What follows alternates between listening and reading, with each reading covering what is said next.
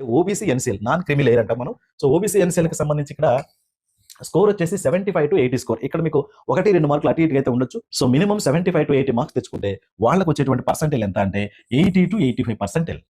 ఈ పర్సెంటేజ్ ఈసారి cut off పర్సెంటేజ్గా ఓబీసీకి ఉండొచ్చు. మరి వాళ్ళకు ఉన్నటువంటి ఐఐటీ సీట్లు ఏంటంటే 4656, ఎన్ఐటీస్ వచ్చేసి 6065, ట్రిపుల్ ఐటీస్ వచ్చేసి 2513 అండ్ జిఎఫ్టీ వచ్చేసి 2080 సీట్లు. ఇవన్నీ కలిపితే ఎంత అంటే 15314 సీట్లు ఉంటాయి వాళ్ళకి ఓవరాల్ గా జోసా కౌన్సిలింగ్ లో. ఇది దేన్ని బేస్ చేసుకుని చెప్తున్నానంటే 2025 జోసా కౌన్సిలింగ్ మెంటర్షిప్ లో మరి సీట్ మ్యాట్రిక్స్ అనేది ఉంటుంది కాబట్టి ఎవరికి ఎన్ని సీట్లు ఫిల్అప్ చేశారనే దాన్ని ఆ డేటా మీకు ఇస్తున్నాను అనమాట.